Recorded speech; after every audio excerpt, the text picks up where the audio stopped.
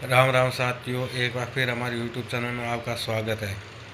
आज हम बात करेंगे जो अभी अब इंडिया ने सिंदूर ऑपरेशन किया है उस पर पाकिस्तान मीडिया की क्या रिएक्शन है वो आपको बताएंगे। तो वीडियो को अंत तक देखते रहिए और चैनल को लाइक सब्सक्राइब जरूर करें। इसमें पाकिस्तानी चैनल न्यूज़ चैनल क्या कह रहे हैं वो देखिए। और सबकी हालत उन्होंने देखा था 5 लोग ऐसे आप देखेंगे ऐसे ही होगा। हम कोशिश करेंगे अपने रिपोर्टर से भी बात कर सके, भागलपुर की सिचुएशन जान सके। एहसन अंसारी हमारे साथ है। एहसन अंसारी, भागलपुर के अस्पताल से क्या खबर आई है?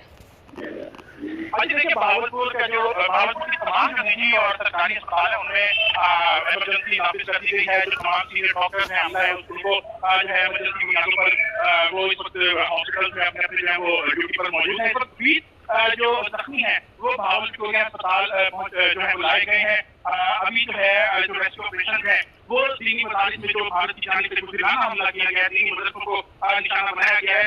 अभी वहाँ पर ऑपरेशन जारी है। वहाँ से जो है जख्मियों को लाने का सिलसिला भी जारी है। जो रेस्क्यू नंबर 2 की जानिब से जो है 20 जख्मी जो है वो इस वक्त भागलपुर के अस्पताल में पहुंचाए जा चुके हैं और जो डॉक्टर है वो यहाँ पर अभी बात कर रहे थे। डोनाल्ड ट्रंप का भी स्टेटमेंट चल रहा है। ये जो भारत ने एक्ट किया रात की तारीखी में, डेफिनेटली इसको मजीद कंडेम किया जा रहा है। दुनिया भर से स्काई न्यूज़ भी रिपोर्ट कर रहा है कि भारत को हज़ीमत का सामना करना पड़ा है। पाकिस्तान ने पहले बड़ा वाज़ेह कहा था, बड़ा क्लियरली कहा था कि अगर सबूत है, आप इन्वेस्टिगेशन करवाना चाहते हैं, लेकिन भारत उसमें भी नहीं आया। तो अब आपके ख्याल से क्या मोदी सरकार फेस सेविंग चाहता है, अपना मकरू चेहरा छुपाना चाहता है, कि नाम यहाँ सर्जिकल स्ट्राइक का बहाना बना के? जी, नाम सुन पा रहे हैं आप? गला बैठा हूं मैं बीमार। अपनी आवाज में बताओ, अपनी आवाज में बताओ कि ब्रिगेड हेडक्वार्टर तबाह किया पाकिस्तानी फौज ने एलओसी पे 2 चेक पोस्टों पे मेरे फौजी पहुंच चुके हैं। कि इस कौम को बताओ कि हमने राफेल गिराया, हमने 2 हिंदुस्तानी जहाज गिरा दिए, हमने सिविलियन को टारगेट नहीं किया, हमने इंडिया की मिलिट्री इंस्टॉलेशन को टारगेट किया। बताएं उस पूरी कौम को, फिर मैं आपको जवाब देता हूँ। अदनान, आपकी आवाज इंशाल्लाह पूरी कौम भी सुन रही है, लेकिन हम दोबारा बता देते हैं कि पाकिस्तानी फौज ने बर्बरता और जिम्मेदारी का मुजाहिरा करते हुए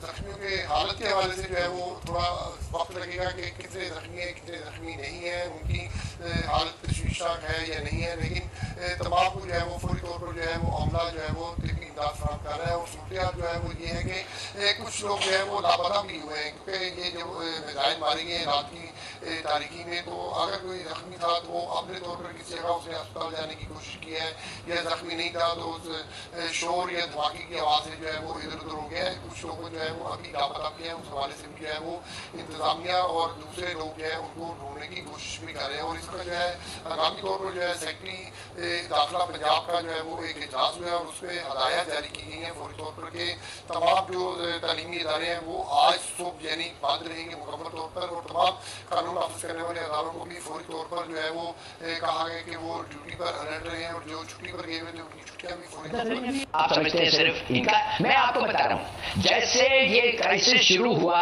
तो इसराइल ने हम इंडिया को हथियार और पार्ट्स और जो भी है एक एयर ब्रिज बना दिया था बिटवीन इसराइल एंड इंडिया। उस वक्त मैंने कहा ये तो प्लान है। जैसे इसराइल ये जो पूरा अटैक हमास का जो हुआ था, आप समझते हैं कि अब हमें पता चल रहा है कि इसराइल को पता था कि हमास वाले आ रहे हैं। उन्होंने डिलिबरेटली फेंस छोड़ा हुआ था। उन्होंने कहा मरवाओ 1500 लोगों को पूरा गाजा लेने के लिए।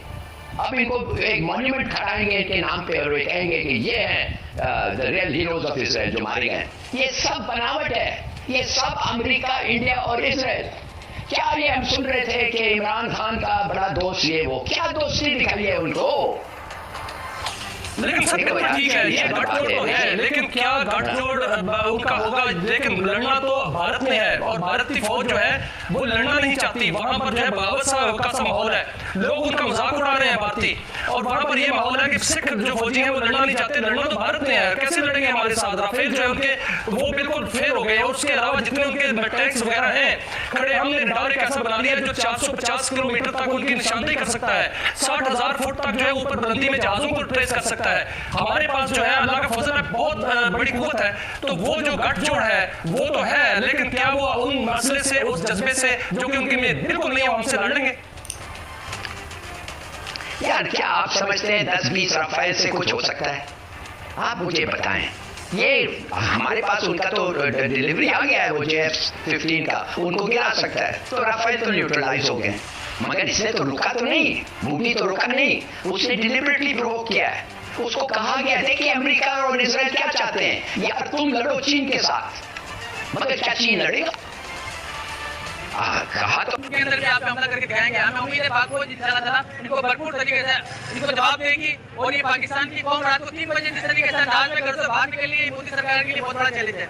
किसी के बाप भी पाकिस्तान में गुस्सा नहीं कर सकता।